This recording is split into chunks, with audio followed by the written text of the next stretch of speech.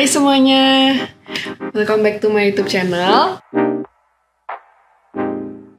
Namaku Selin, aku adalah mahasiswa S2 di Harvard University, di FK Unhar. Dan kali ini aku mau ngomongin tentang beasiswa LPDP. Karena aku kuliah di Harvard ini kebetulan dengan beasiswa dari LPDP, dan aku tahu teman-teman di sini banyak juga yang datang ke channelku mungkin untuk cari info tentang beasiswa LPDP, dan aku juga udah sering ngepost beberapa video tentang seleksi LPDP. Tapi kali ini aku mau ngomongin tentang kesalahan-kesalahan yang sering dilakukan oleh pendaftar beasiswa LPDP. Nah, kesalahan ini mungkin datang dari pengalaman pribadi aku dan juga dari pengalaman teman-teman di sekitarku yang sayangnya sempat harus mencoba beberapa kali untuk keterima beasiswa LPDP. Dan ini bukan official LPDP ya teman-teman, jadi ini cuma pendapat pribadi. Ya, kita langsung aja ke kesalahan yang sering dilakukan oleh pendaftar beasiswa LPDP. Yang pertama, daftar ke universitas yang nggak ada di list beasiswa LPDP. Jadi mungkin teman-teman belum tahu kalau LPDP ini punya daftar universitasnya sendiri. Namanya daftar perguruan tinggi beasiswa LPDP. Dan ini daftarnya ada beberapa, jadi tergantung jalur beasiswa LPDP mana yang kalian gunakan. Misal untuk perguruan tinggi beasiswa reguler itu ada sendiri. Terus PTUD atau perguruan tinggi utama dunia ada sendiri listnya. Terus juga entrepreneurship ada sendiri. Nah, ini semua ada di websitenya LPDP. Jadi sesuai motoku selalu di channel ini adalah Iqra. Kalian harus membaca, kalian harus cari tahu di website beasiswa LPDP dan pastikan universitas yang mau kalian daftar tuh ada di situ. Karena kalau misalnya kalian daftar ke univ yang di luar itu, ya otomatis kalian akan gugur dari seleksi administrasi. Ya kalian nggak bisa mendapatkan beasiswa LPDP kalau daftarnya ke univ yang nggak ada di list itu. Kesalahan yang kedua adalah biasanya pendaftar beasiswa LPDP ini nggak tahu prioritas negara lagi kemana. Maksudnya, kalau misalnya daftar beasiswa LPDP itu kan beasiswa oleh pemerintah, jadi dari Kementerian Keuangan. Jadi kan pemerintah mau nguliahin nih anak-anak ke luar negeri atau ke dalam negeri. Pasti harus sesuai dengan lagi butuh apa dong, kebutuhannya di negara Indonesia ini apa. Misal lagi butuhnya orang kesehatan masyarakat, maka akan lebih besar chance-nya untuk keterima karena itu sedang diprioritaskan. Kan habis pandemi COVID nih, jadi kesehatan masyarakat lagi dibutuhkan banget. Apalagi G20 kemarin kan juga udah dibilang mau meningkatkan arsitektur kesehatan global. Itulah pentingnya teman-teman untuk memastikan apakah ada tempat untuk kalian di Indonesia, apakah kalian lagi dibutuhkan apa enggak bidang yang kalian tuju ini di Indonesia. Itu menurutku adalah kunci untuk keterima beasiswa LPDP. Tipsnya, cara gampangnya untuk tahu prioritas negara ini lagi kemana, kalian bisa membaca RPJMN, yaitu Rencana Pembangunan Jangka Menengah, dan itu bisa kalian lihat Indonesia misal lagi menuju ke arah mana. Alternatif lain, kalian juga bisa nih, kan Indonesia habis G20. Di situ kan kelihatan kan komitmen yang dibuat Indonesia untuk pembangunan kedepannya tuh kayak gimana. Dan tentu misal kalau di bidang kesehatan ada Global Pandemic Fund yang baru mau dibuat, jadi kan akan selalu ada demand atau kebutuhan di situ untuk orang-orang kesehatan masyarakat atau global health kayak yang tadi aku bilang. Nah, berarti chance keterimamu lebih besar nih karena kan negara lagi butuh. Itulah pentingnya juga Iqra lagi sering-sering membaca, cari informasi. Nggak harus dari RPJMN, bisa baca-baca berita G20 atau ngikutin berita aja, itu biasanya udah cukup banyak informasi di situ. Dan mungkin ini tips insider adalah tonton webinar-webinarnya LPDP karena di situ biasanya pembicaranya tuh menteri-menteri atau direktur-direktur atau orang-orang akademisi. Itu mereka justru ngomongin negara tuh lagi butuh apa. Dan webinar ini semua available secara free di YouTube. Kalau kalian cari YouTube-nya LPDP. Next, kesalahan ketiga adalah tidak membaca peraturan yang terbaru. LPDP ini sifatnya sangat dinamis. Jadi misal di tahun 2020 nggak ada syarat A, tiba-tiba di tahun 2021 itu bisa muncul.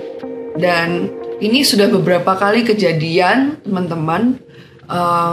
Di LPDP tahun 2021 tuh untuk lulusan luar negeri nggak ada syarat penyetaraan ijazah. Nah, tiba-tiba di 2022 tuh muncul kalau ijazah harus disetarakan.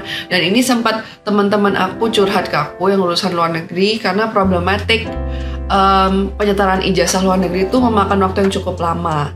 Sedangkan saat LPDP buka dan persyaratan yang baru itu muncul, hanya ada waktu 1 bulan hingga sampai berkas itu harus dikumpulkan. Nah, hal-hal kayak gitu itu kalau kalian nggak rajin-rajin membaca buku pedoman LPDP yang baru itu bisa bahaya juga. Karena kayak tadi, syaratnya itu gampang berubah-ubah dan sangat dinamis. Bisa ditambahin, bisa juga dikurangin gitu. Satu lagi contoh di mana syarat itu berubah dari tahun 2021 ke tahun 2022 adalah kalau di tahunku hanya orang yang megang LOA PTUD aja yang bisa skip tes bakat skolastiknya. Sedangkan di tahun 2022 itu kalau nggak salah dirubah jadi semua orang yang punya LOA unconditional itu boleh skip tes bakat skolastik. Jadi nggak harus cuman yang di list perguruan tinggi utama dunia. Nah, itu lagi kembali ke pentingnya kalian harus ikro membaca buku pedoman yang terbaru dari beasiswa LPDP. Dan juga kalau LPDP lagi ngadain webinar kayak tanya jawab gitu biasanya sama Pak Dwi Larso, itu ikutin aja karena banyak informasi yang ada di situ yang bahkan tidak ditulis di buku pedomannya LPDP. Kesalahan keempat adalah menulis esai kontribusi pakai bahasa yang nggak dikuasai. Jadi esai kontribusi ini nggak ada tulisannya sama sekali di buku pedoman harus pakai bahasa Inggris. Temanku yang menulis esainya tuh pakai bahasa Indonesia, padahal daftarnya ke luar negeri dan itu nggak apa-apa, dia lolos aja. Nah, di situ akhirnya aku menarik kesimpulan, pilihlah bahasa yang kamu kuasain. Karena ada orang yang maksa nih nulis pakai bahasa Inggris, padahal mereka tahu bahasa Inggris mereka tuh kurang. Jadinya belepotan. Jadi di esai itu tidak tersampaikan maksudnya apa. Mending kalau kayak gitu, tulis aja pakai bahasa Indonesia. Karena nggak ada kok di buku pedoman itu yang penilaiannya adalah, oh kalau esai pakai bahasa Inggris nilainya lebih tinggi. Itu nggak ada. Dan beberapa temanku ini nggak cuma satu, lebih dari satu tuh nulis esai pakai bahasa Indonesia dan keterima LPDP untuk ke luar negeri. Terus juga dibalik juga ada beberapa teman mungkin yang nggak nyaman ngomong pakai bahasa Indonesia karena emang bahasa Indonesia tuh lebih sulit kan. Kosakatanya harus baku atau kayak gimana. Dan mungkin ada teman-teman yang udah daftar nih ke universitas luar negeri dan personal statementnya pakai bahasa Inggris. Jadi lebih gampang kalau nulis esai kontribusi pakai bahasa Inggris juga. Dan itu nggak apa-apa juga. Itu kejadian di aku pribadi. Karena itulah aku nulis esai kontribusiku pakai bahasa Inggris. Jadi itulah tipsnya adalah kalian harus benar-benar pahami kalian itu bahasa mana yang lebih kalian kuasai, dan tujuan dari esai ini adalah untuk menyampaikan maksud kalian untuk bisa menjawab kontribusi kalian itu apa untuk Indonesia. Jadi bukan untuk ajang kemampuan bahasa Inggris sih, karena itu beda sendiri. Intinya kemampuan bahasa Inggris itu akan dilihat dari skor TOEFL dan juga di wawancara juga ada kesempatan kalian untuk ngomong bahasa Inggris. Oke, kesalahan kelima adalah memilih topik atau isu yang nggak relevan dengan situasi saat ini. Ini terkait dengan tadi yang kesalahan kedua, yaitu harus tahu prioritas negara lagi kemana. Nah, kesalahan kelima ini mungkin lebih ke saat kalian menulis esai kontribusi. Di situ kalian harus benar-benar menyambungkan topik esai kalian dengan situasi di Indonesia saat ini. Jadi jangan sampai kayak out of touch, jangan sampai kalian cuek dengan kondisi saat ini di Indonesia kayak gimana, kayak berita terbaru kayak gimana. Kalian harus selalu update biar itu tuh relevan. Terus lanjut ke kesalahan keenam. Kesalahan keenam itu adalah terlalu overconfident. Ini mungkin lebih ke saat wawancara. Jadi saat wawancara itu kan kita diwawancarain oleh katanya sih akademisi. Saat wawancara tuh it's okay to be confident, tapi hati-hati jangan sampai overconfident atau sampai bragging. Ini juga pernah LPDP tuh nge-post di Instagramnya bikin konten kalau salah satu kesalahan awardee yang nggak diterima adalah terlalu bragging saat wawancara. Dan emang ini sangat-sangat susah sih untuk membedakan antara confident dengan bragging. Mungkin tips dari aku adalah, ini lebih gampang dibilang sih, jadi lebih ke show don't tell. Jadi kan dari esai kamu, dari CV kamu sebenarnya udah kelihatan ya kamu tuh seperti apa. Jadi kamu nggak harus yang kayak ngomongin itu out loud. Itu sebenarnya pewawancara insya Allah udah paham kamu kayak gimana.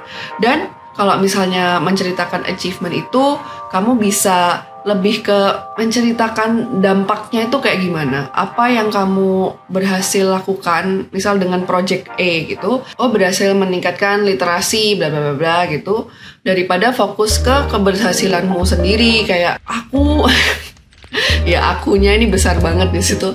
Aku sukses karena project ini gitu. Jadi fokus ke impact-nya. Itu sih tips dari aku. Terus ini kesalahan yang terakhir, terlalu minder. Minder itu juga salah. Jadi kamu harus seimbang antara kamu confident dengan humble. Banyak banget soalnya teman-teman yang cerita ke aku, nggak cuma cerita sih, kayak mungkin lebih ke nanya atau curhat. Kalau mereka insecure kayak gimana ya, aku nggak bisa, takut mau daftar lalala. Sebenarnya banyak Indonesia itu permasalahannya adalah ada crisis of confidence di situ. Jadi teman-teman ini banyak banget yang nggak pede, kurang pede. Padahal sebenarnya aku percaya teman-teman ini punya kemampuannya kayak gitu, punya kemampuannya untuk bisa mencapai itu semua, untuk bisa keterima beasiswa LPDP, cuman minder aja. Nah, minder itu adalah penghambat terbesar dari kalian sih. Jadi kalau bisa minder itu dihilangkan terlebih dahulu, diproses terlebih dahulu, dan you have to be okay with yourself. Pokoknya untuk proses pendaftaran ini adalah usaha terbaik kalian. Kalau nggak kayak gitu, kalian akan selalu susah selama menjalani prosesnya. Kalian akan sangat-sangat stres. Dan kalau misalnya kalian belum rezeki dapat beasiswanya, itu bisa jatuh banget.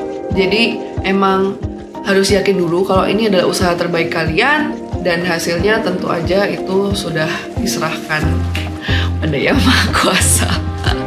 Ya, itu aja sih dari aku. Itu adalah beberapa kesalahan yang aku perhatikan dari pengalamanku dan pengalaman teman-teman di sekitarku yang sering dilakukan oleh pendaftar beasiswa LPDP. Semoga video ini bisa membantu teman-teman.